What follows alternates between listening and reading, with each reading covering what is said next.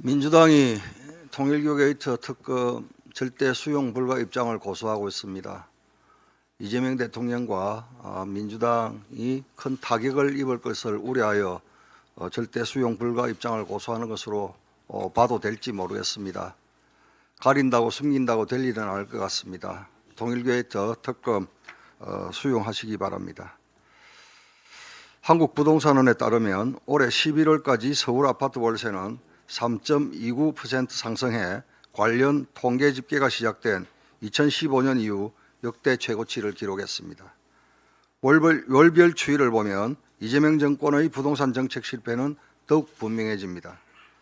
서울 아파트 월세 상승률은 올해 1월에서 4월에는 월 0.1%대, 5월에서 8월에는 0.2%대, 9월에는 0.3%대로 점진적으로 오르다가 이재명 정권이 역대 가장 강력한 규제라고 자평한 10.15 대책 이후 10월 0.64%, 11월 0.63%로 폭등했습니다.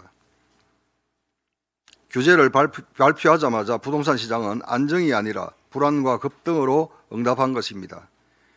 이는 공급 없는 규제가 어떤 파국을 낳는지 여실히 보여주는 전형적인 정책 실패 사례입니다.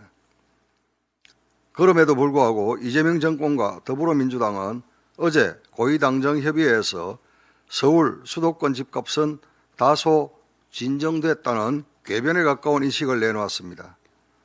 월세가 사상 최고 속도로 폭등하며 서민과 청년의 주거비 부담이 임계점을 넘어서는 상황에서도 집값 지표 일부만 떼어내 안정을 운운하는 것은 시장 현실을 왜곡해 정책 실패를 덮으려는 책임 회피이자 국민을 속이는 일입니다. 이재명 정권은 10.15 규제 대책을 즉각 폐기하고 부동산 정책 방향을 전면 전환해야 합니다. 수요자가 원하는 곳에 원하는 형태의 주택을 신속하게 공급해야 부동산 시장이 안정됩니다. 이를 가능하게 하는 주체는 공공이 아니라 민간입니다.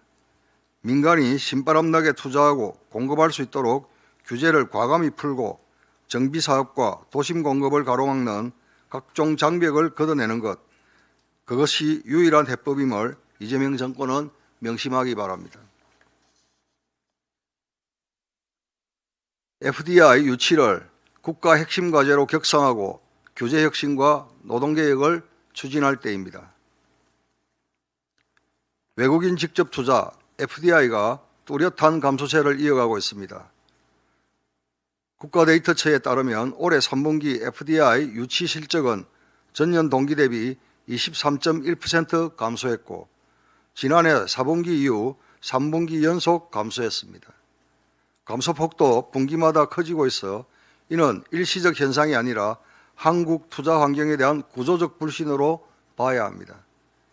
FDI가 줄면 외환시장의 달러 공급은 위축되고 고환율은 장기화될 수밖에 없습니다. 이를 해결하기 위해서는 외국인 투자를 막는 규제부터 과감히 걷어내고 경직된 노동시장과 반기업 입법 기조를 즉각 수정해야 합니다. 기업이 안심하고 중장기 투자를 결정할 수 있는 예측 가능한 제도 환경을 만들지 않는 한 FDI 회복도 환율 안정도 불가능합니다. 특히 외국인 투자자들이 가장 큰 불확실성으로 지적하는 노란봉투법은 즉각 폐기하고 현장의 과도한 형사책임을 부과하는 중대재해처벌법 역시 합리적으로 개선해야 합니다. 고환율은 구호로 잡을 수 없습니다. 외국인 투자가 자연스럽게 다시 들어오는 구조로 만들어야 환율도 안정되고 경제도 성장하며 일자리도 늘어납니다. 이재명 정권은 FDI 유치를 국가 핵심 과제로 격상하고 규제 혁신과 노동개혁에 적극 나서기 바랍니다. 지금 국민들은 이재명 정권 5년 내내 고환율과 고물가에 시달리게 되는 것 아니냐는 불안 속에 하루하루를 보내고 있습니다. 출범 고작 6개월 만에 이 정도라면 남은 4년 6개월을 어떻게 버텨야 하느냐는 걱정이 나오는 것은 지극히 당연합니다. 이재명 정권은 자화자찬과 아부성 발언만 듣지 말고 현장에서 터져나오는 국민의 절박한 목소리에 귀 기울이기 바랍니다.